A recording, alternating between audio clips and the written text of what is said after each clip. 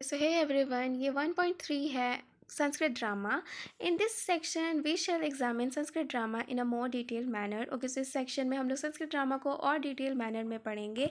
A vast country like India can not have a singular dramatic tradition. Okay, so India एक बहुत ही vast country है जहाँ पे बहुत सारे ट्रेडिशंस हैं, तो एक सिंगुलर ड्रामेटिक ट्रेडिशन नहीं हो सकता. Given as we discuss before the various influences on the genre as well as the diversity of the subcontinent and how these communities receive and adapt drama. Okay, so बहुत सारे जो states होते हैं ना, उनके अलग अलग ट्रेडिशंस होते हैं.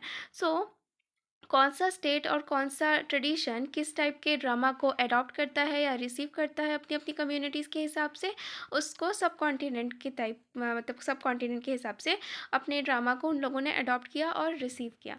However one of the most prominent dramatic tradition to have emerged is Sanskrit drama. Okay, so सबसे ज़्यादा प्रोमिनेंट ड्रामेटिक ट्रेडिशन अगर किसी चीज़ को कहा जाए, किसी ड्रामा को कहा जाए, तो वो संस्कृत ड्रामा है, because it's a convenient language. Other include the dance drama of Southern India as well as the Sanskrit tradition of Southern India such as the Kudiyattam in Kerala. Okay, so dance drama अगर कहा जाए Southern India का, and जो Sanskrit tradition है South Indian का, जैसे कि कुदियत्तम केरला में कुदियत्तम करके है.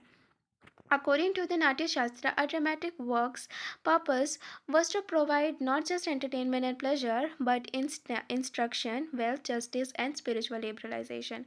Okay, so according to Natya Shastra, dramatic works का सिर्फ पर्पस एंटरटेनमेंट प्रोवाइड करना या प्लेजर प्रोवाइड करना नहीं होगा. इंस्ट्रक्शन होगा, उसमें वेल्थ होगा, जस्टिस होगा, एंड स्पिरिचुअल लिबरलाइजेशन होगा.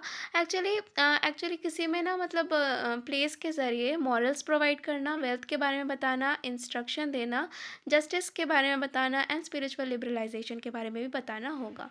That's why Sanskrit drama does not have a tragic ending, because in Hindu cosmology death is not the end but a means to either achieve spiritual liberalization from the cycle of life or be reborn till it is achieved. Okay, so Sanskrit drama and according to Hindu cosmology, death को हम लोग and नहीं मानते हैं, मतलब ending, मतलब death हो गया तो एंड हो गया, ऐसा नहीं मानते हैं, क्योंकि पुनर्जन्म वाला सिस्टम पहले से ही चला रहा है, एंड डेथ होना एक साइकिल का पार्ट है, लाइफ साइकिल का पार्ट है. तो डेथ होगा, उसके बाद उसका पुनर्जन्म होगा, ये चीज़ मानते थे. तो प्लेज में भी हम लोग वही दिखाने की कोशिश करते थे कि लाइक एक इंसान की डेथ हो गई तो उसकी पुनर्जन्म होगा, एंड इट्स मतलब form of life cycle, and उसका पुनर्जन्म होगा. So, moreover, the rasa or the aesthetic sentiment is an important aspect of Sanskrit drama, and can be best defined as the audience refined emotional response evoked by the play. Okay, so audience जो होती थी वो emotional response देती थी plays को देख के. रसा is broadly composed of vibhava, anubhava, vaibhachari bhava, and satai bhava. Okay, so they are the response, the emotional response, which are the different types of emotional responses to a work of art. Okay, so work जो art हम लोग देखते हैं, जो place हम लोग देखते हैं, उस हिसाब से हम लोग उसका रिस्पॉन्स देते हैं, जैसे विभवा, अनुभवा, व्यभिचारी भवा, एंड सत्यई भवा.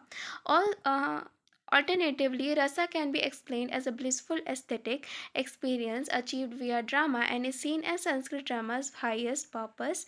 Okay, so अगर हम लोग रसा को देखें, ये जो एस्थेटिक एक्सपीरियंस है वो ड्रामा के लिए सबसे ज़्यादा इंपॉर्टेंट होता है, संस्कृत ड्रामा के लिए हाईएस्ट पर्पस होता है. Natya Shastra also incidents elucidates the different types of plays, the major types rupaka और the minor types uparupaka. Okay, so Natya Shastra के हिसाब से जो टाइप्स होती हैं प्लेस की, उसमें जो मेजर टाइप है वो रूपका है, एंड माइनर टाइप है वो उपरूपका है. रूपका consist of 10 varieties, out of which the Nataka are plays based on myths and heroic tales, and the Prakarna are plays based on fictitious stories and where less important characters are dominant. Okay, so rupaka का जो 10 varieties होती है रूपका में, and nataka में जो okay, so rupaka consist of 10 varieties, out of which the nataka are placed based on myths. Okay, so rupaka में 10 varieties होती हैं, जिसमें नाटका जो होता है वो बेस्ड होता है मिथ्स और हीरोइक टेल्स में। एंड प्रकरना जो बेस्ड होता है वो होता है fictitious stories and less important characters are dominant. Okay, so prakarana में जो लेस इंपॉर्टेंट कैरेक्टर्स होती हैं वो डोमिनेंट होता है।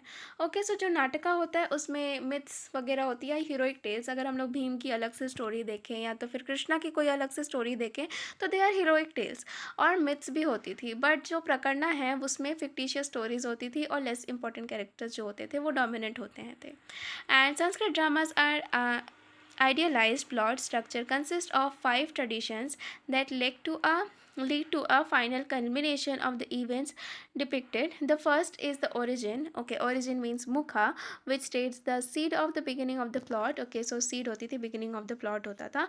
And the second is the incident, pratimukha. Okay, incidents means pratimukha, which develops the plot line further by showing both good and bad events.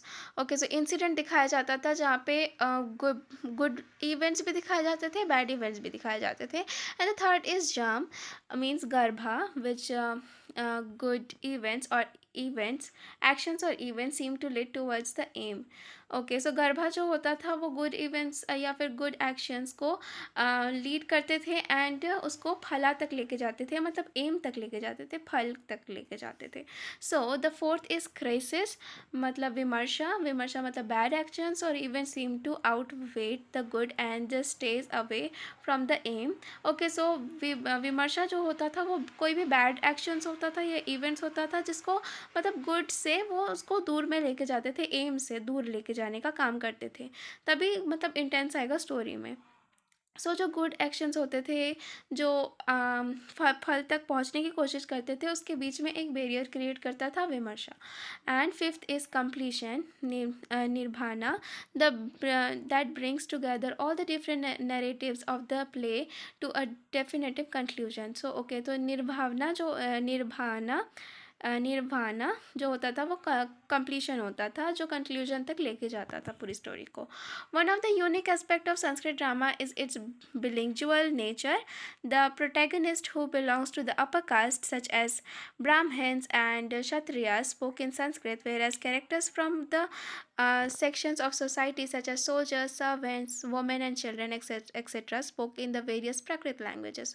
Okay, so Sanskrit drama जो होता था वो बिलिंगुअल nature का था, क्योंकि जो प्रोटैगनिस्ट होते थे, जो अपर कास्ट के होते थे जैसे कि ब्राह्मण और क्षत्रिय, वो संस्कृत में बोलते थे। एंड जो अदर क्लास होते थी सोसाइटी की, जैसे सोल्जर्स, सर्वेंट्स और जो वुमेन चिल्ड्रन जो भी होते थे, वो प्राकृत लैंग्वेजेस में बात करते थे एंड उनका लैंग्वेज प्राकृत था।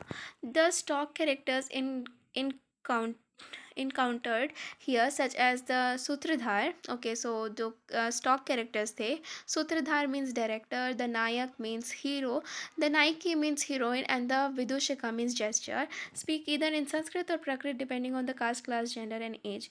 Okay, so जो हीरो था, हीरोइन थी, जेस्चर था, वो सब प्रकृत में बात करते थे या तो मतलब प्रकृत में अपने डायलॉग्स बोलते थे या तो संस्कृत में डायलॉग्स बोलते थे। वो ये सब ना, मतलब जो लैंग्वेज होता था प्रकृत या फिर संस्कृत, वो डिपेंड करता था class, caste, gender and age पे। Okay, so class, caste, gender और एज पे डिपेंड करता था कि वो कौन से लैंग्वेज में बात करेंगे। Such a linguistic construction of the play restricted the variety of people who could watch and enjoy it. Okay, so ये जो बैरियर था, लाइक लिंग्विस्टिक कंस्ट्रक्शन जो था प्ले का, वो रेस्ट्रिक्ट कर देता था various play who could watch and enjoy it, like कोई उसको देखे एंड एन्जॉय करे। उसके बीच में एक लिंग्विस्टिक बैरियर आ जाता था, लैंग्वेज का बैरियर आ जाता था, जैसे कि मतलब अलग कास्ट के इंसान, अगर कोई वुमेन और चिल्ड्रन है वो प्राकृत लैंग्वेज जानते हैं, पर वहाँ पे जो प्ले चल रहा है वो संस्कृत लैंग्वेज में जानता है, तो चल रहा है, तो ऑफकोर्स वो वुमेन और चिल्ड्रन जो प्राकृत लैंग्वेज जानते हैं उनके लिए वो बहुत ज़्यादा मुश्किल हो जाएगा उस प्ले को एंजॉय करना। सो आई थिंक ये एक बहुत बड़ा बैरियर क्रिएट करता था। Thus, the audience was mostly limited to a refined circle of upper caste, such as the royalty, aristocrats, Brahmins and Kshatriyas, leading to the royal patronage. Okay, so royal patronage के इंसान जो royal family से belong करते थे, या तो फिर जो ब्राह्मण्स थे, क्षत्रियास थे, जिनको एक्चुअली संस्कृत लैंग्वेज आता था, जैसे लोकल पीपल को तो नहीं आता था, जैसे कि जो सर्वेंट्स थे या सोल्जर्स थे, उनको संस्कृत के बारे में उतना नॉलेज नहीं था, उनके लिए प्राकृत लैंग्वेज था। सो वो प्लेस को एंजॉय नहीं कर पाते थे, सिर्फ ब्राह्मण्स, क्षत्रियास और एरिस्टोक्रेट्स रॉयल फैमिली और रॉयल पैट्रोनेजेस कर सकते थे। इवन द नाट्य शास्त्र states that the ideal spectators should be educated and noble men. All four castes could watch a play as long as they were seated separately. Okay, so noble man जो थे, नाट्य शास्त्र जो है वो states that the ideal Spectator should be educated. जो ideal spectators हैं उनको एजुकेट करना चाहिए, नोबल मैन की तरह नोबल मैंस को भी एजुकेट करना चाहिए, संस्कृत लैंग्वेज सबको पता होना चाहिए, ताकि चारों कास्ट जो है, ब्राह्मण, क्षत्रिय, वैश्य और शूद्र, सब प्लेस को एंजॉय कर सके एंड और वहाँ पे बैठ के वो मतलब प्ले को देख सके और समझ सके actually. It is not surprise that the Sanskrit drama fail to be people's drama such as those in ancient Greece and medieval England.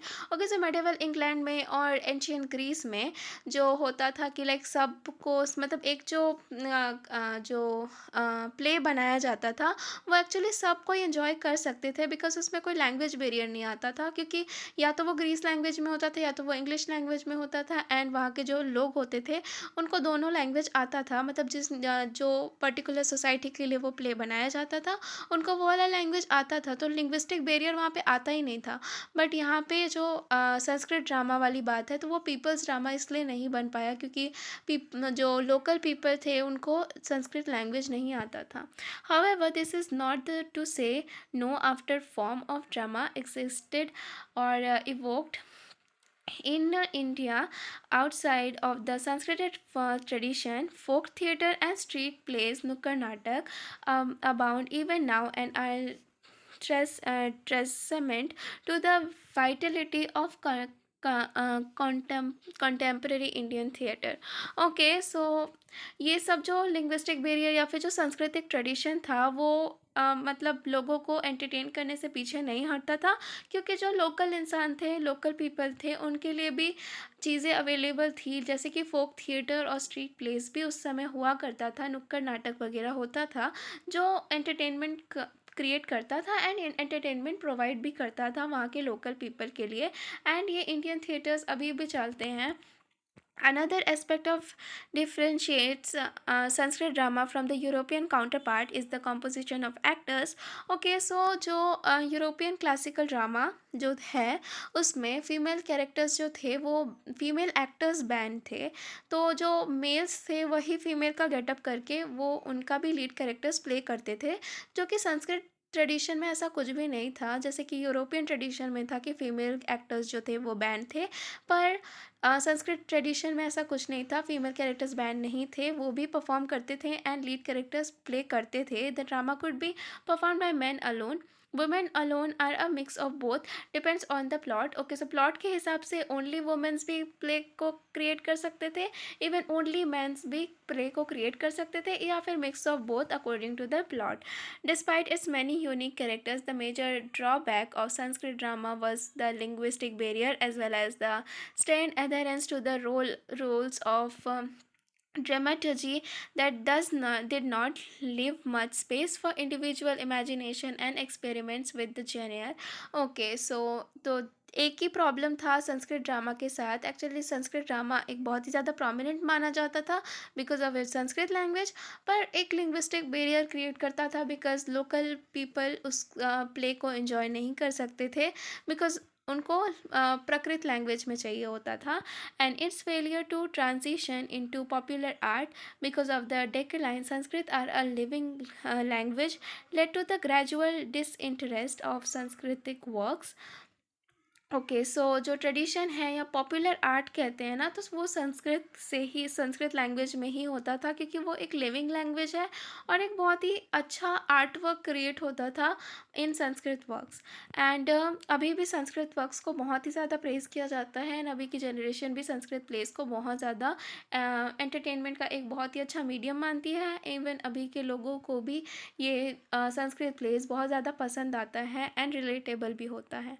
However, Sanskrit plays are still being written, performed in India। अच्छा हाँ, अभी भी Sanskrit place perform किए जाते हैं and इसको और भी ज़्यादा इम्प्रूव करके लिख के उसको अभी भी परफॉर्म अच्छे से करते हैं। एंड यहाँ पे बहुत सारे लोगों का नाम दिया हुआ है, जो मनमोहन आचार्य, एंड इन इसको अच्छे से पढ़ लेना। Okay, so Sanskrit literature may have failed to become popular literature, but it's still studied in academia and seen as an important aspect of Indian culture and tradition। So okay, तो इसको अभी भी हम लोग important aspect मानते हैं Indian culture and tradition के लिए। अगर आप लोगों को ये अच्छा लगा, so make sure आप लाइक करके जाना, एंड make sure आप सब्सक्राइब्ड हो, एंड प्लीज़ सब्सक्राइब कर देना, and thank you so much for watching.